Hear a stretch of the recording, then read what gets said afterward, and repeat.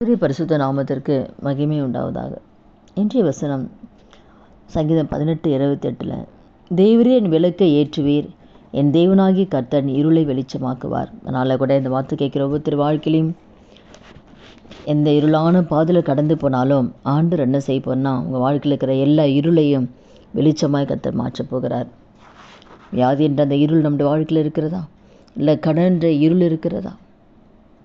பிரச்சனைகள், கண்ணீர்கள், அப்போ என்ன இருளுக்குள்ளே கடந்து போனாலும் அந்த இருளெல்லாம் கர்த்தர் மாற்றி வெளிச்சமாய் கர்த்தர் மாற்றப் போகிறார். கடனிடம் குடி, தீய பழக்கத்தின் அந்த இருளாக இருக்கலாம். அதோடைய பிள்ளைகளுடைய வாழ்க்கையில் தேவனுக்கு பிரியமில்லாத ஒரு இருளின் வாழ்க்கையார் இருளின் பாதையில் நடக்கலாம். இல்லை கணவன்கிட்டேயோ மனைவிக்கிட்டேயோ அன்பு இல்லாத இருளாக இருக்கலாம்.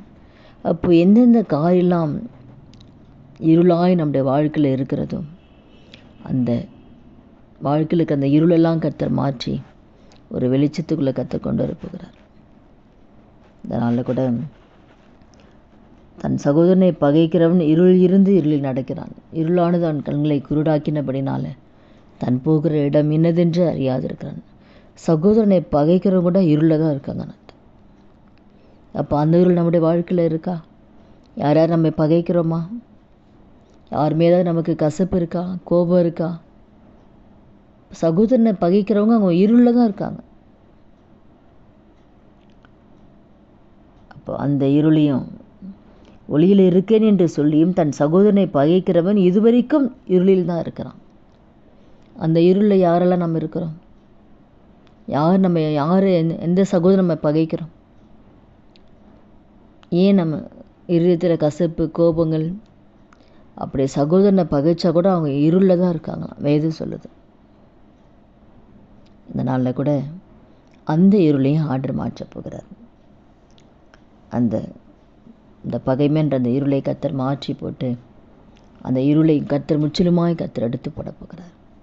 ஒரு அன்பை கர்த்தர் கொடுத்து என்னென்ன காரியெல்லாம் நம்முடைய வாழ்க்கையில் இருளாய் இருக்கிறதோ எல்லா இருளை கர்த்தர் மாற்றி ஆண்டவர் சமாதானத்தை கொடுத்து ஒவ்வொரு குடும்பத்திலும் வெளிச்சமாக இயேசு பிரகாசிக்க செய்ய போகிறார். ஒவ்வொரு இருதயத்தில் இயேசு வந்துட்டா அவங்க வாழ்க்கையில் அவங்க குடும்பத்தில் இருக்கிற எல்லா இருளும் மாறிடும்.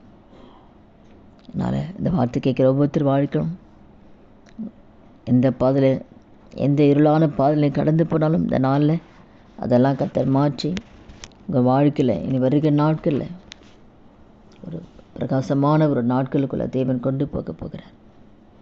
வெளிச்சமாய் கர்த்தர் மாற்றப் போகிறார். ஜெபிக்கலாமா? துதிகள் மத்தியில் வாசம் செய்கிற நல்ல தகப்பனே, இயேசுவின் நாமத்தில் நம்முடைய சமூகத்தில் வருகிறோம். இந்த வார்த்தை கேட்குற ஒவ்வொருத்தர் வாழ்க்கையிலும் எந்தெந்த இருளின் வாழ்க்கையில் இருளின் பாதையில் பிள்ளைகள் கடந்து போனாலும் எல்லாவற்றும் இருளின் பாதையிலிருந்து கர்த்தர் விடுதலை கொடுத்த ஆண்டவர், நீங்கள் கொடுத்த வார்த்தையினுடைய இருளை வெளிச்சமாய் கர்த்தர் நீங்கள் மாற்ற போகிறீங்க. அதற்காக உங்களுக்கு நாங்கள் நன்றி செலுத்துக்கிறோம்ப்பா.